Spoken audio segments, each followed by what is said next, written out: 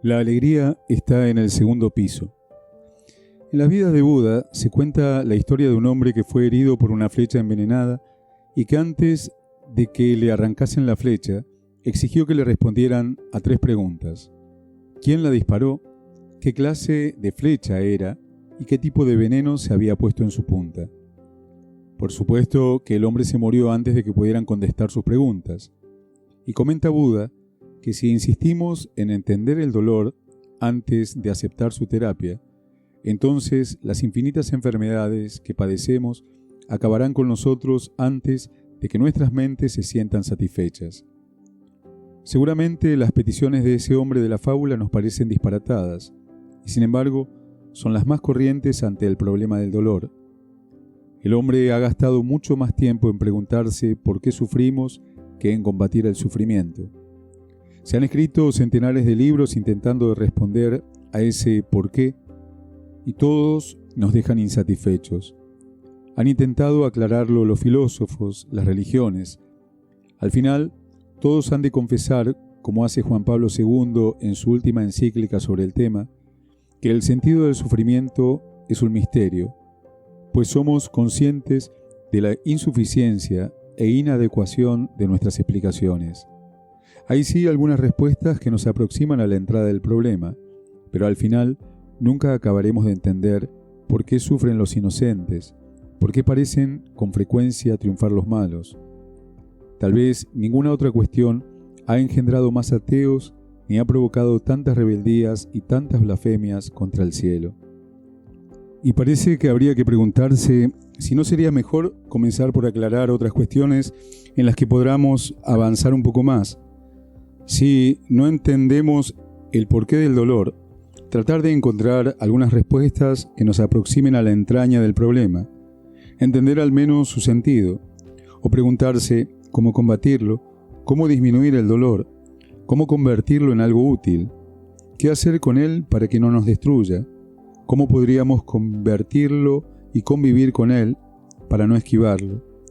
Avanzando con respuestas parciales, no habríamos aclarado mucho más la cuestión que rompiéndonos la cabeza en la pregunta que solo vemos por el reverso del tapiz en un mundo en que media realidad se nos escapa. Por eso, yo pediría a mis lectores que dieran el primer paso descubriendo que el dolor es herencia de todos los humanos, sin excepción. Porque tal vez el mayor de los peligros del sufrimiento es que empieza convenciéndonos de que nosotros somos o los únicos que sufrimos, o que en todo caso los que más sufrimos. Un simple dolor de muelas nos empuja a creernos la víctima número 1 del mundo. Si un telediario nos habla de una catástrofe en la que murieron 5.000 personas, pensamos y sentimos compasión por ellas durante 2 o 3 minutos. Pero si nos duele el dedo meñique, invertimos en autocompadecernos las 24 horas del día. Salir de uno mismo es siempre muy difícil. Salir de nuestro propio dolor es casi un milagro. Y habría que empezar por ahí. Se cuenta también en la vida de Buda que un día acudió a él una pobre mujer que llevaba en los brazos a un hijo muerto y gritaba pidiendo que se lo curase, mientras los que la rodeaban pensaban que aquella mujer no veía que el niño estaba muerto.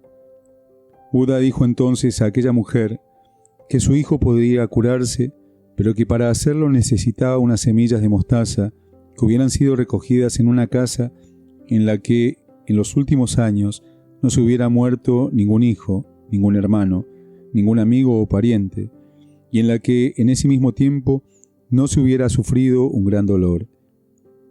La mujer saltó de alegría y se precipitó a recorrer la ciudad buscando esas milagrosas semillas de mostaza, y comenzó a llamar a puertas y puertas.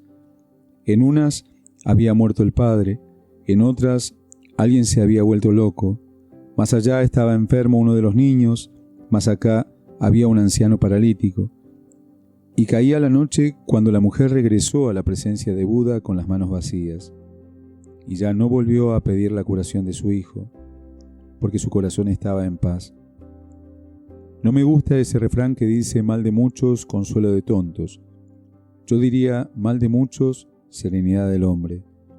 porque hay que combatir el dolor, sí, pero sabiendo que es parte de nuestra condición humana, de nuestra finitud de seres incompletos. Aprender que los grandes personajes felices de la historia no lo fueron porque no sufrieran, sino a pesar de haber sufrido. Porque la alegría no está en una habitación lejana del dolor, sino en el piso de encima del sufrimiento.